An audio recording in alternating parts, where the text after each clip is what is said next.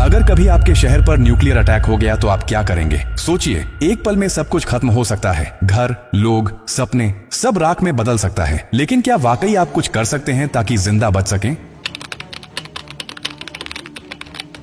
हाँ, अगर आप अभी से तैयार हैं, ये जानकारी जिंदगी और मौत के बीच की दूरी तय कर सकती है। क्योंकि जब एक न्यूक्लियर बम गिरता है तो सिर्फ धमाका ही नहीं होता, उसके बाद शुरू होता है वो खतरनाक खेल जिसे कहते हैं रेडिएशन फॉलआउट। और उसमें जो जिंदा बचता है वो भी धीरे धीरे मरने लगता है। सबसे पहले जानिए कि जैसे ही न्यूक्लियर बम गिरता है, एक तेज सफेद रोशनी आपके सामने आती है। इस रोशनी को देखना मतलब अपनी आंखों की रोशनी खो देना। आप अंधे हो सकते हैं, स्थायी रूप से। इसलिए पहला कदम, जैसे ही धमाके की खबर मिले या रोशनी दिखे, तुरंत जमीन पर लेट जाइए, अपनी आंखें और कान बंद कर लीजिए और चेहरे को किसी कपड़े से ढक लीजिए। ये पहली रक्षा है। अब सवाल उठता है कि कहां जाएं? तो याद रखिए, अगर आपके आसपास कोई मेट्रो स्टेशन है, बेसमेंट है, अंडरग्राउंड पार्किंग है, तो वहीं भागिए, क्योंकि जमीन के नीचे रहना न्यूक्लियर फॉलआउट से बचने का सबसे कारगर तरीका है। लेकिन अगर कुछ नहीं है तो अपने घर को ही शेल्टर बनाना पड़ेगा। सारी खिड़कियां, दरवाजे बंद कर दीजिए। हर छोटी छोटी दरार को भी किसी कपड़े, टेप या गत्ते से बंद कीजिए। हवा का एक भी रास्ता नहीं खुला रहना चाहिए। अटैक से पहले या जैसे ही खबर मिले, आपके पास सिर्फ कुछ मिनट होंगे। उसी वक्त पानी भरिए, बाल्टी, बोतल, ड्रम, जो भी है।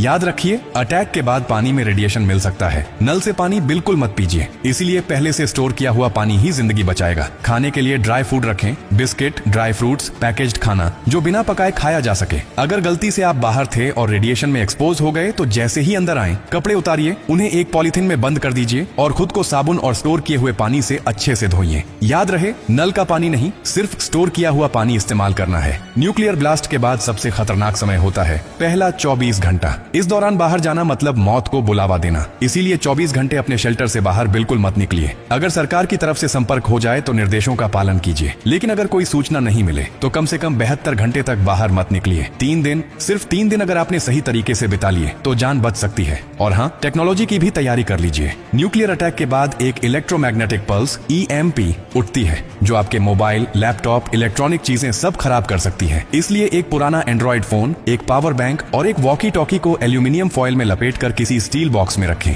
ये आपको बाकी दुनिया से संपर्क में रखेगा। सबसे जरूरी बात, घबराइए मत, पैनिक नहीं करना है। हर फैसला सोच समझ कर लीजिए, क्योंकि न्यूक्लियर अटैक एक टाइम गेम है। जो जितना शांत रहेगा, उसकी जान बचने के चांस उतने ही ज्यादा होंगे। और याद रखिए, ये जानकारी सिर्फ आपके लिए नहीं, बल्कि आपके परिवार, दोस्तों, पड़ोसियों और पूरे समाज के लिए है। क्या आप अकेले सुरक्षित रहना चाहते हैं? नहीं ना? तो इस जानकारी को हर उस इंसान तक पहुंचाइए जिसकी जिंदगी की आपको परवाह है। हो सकता है आपकी एक शेयर से किसी माँ का बच्चा जिंदा रह जाए, किसी पिता की आखिरी उम्मीद बच जाए, किसी बहन का भाई लौट कर घर आ जाए। और यही तो असली इंसानियत है। और हाँ, जब आप जिंदगी बांट रहे हैं तो एक वादा भी कीजिए। डॉक्टर कार्डियो की हर पोस्ट से कुछ सीखेंगे और दूसरों को भी सिखाएंगे, क्योंकि हमारा मकसद सिर्फ कंटेंट नहीं, आपकी सुरक्षा है, आपकी जिंदगी है।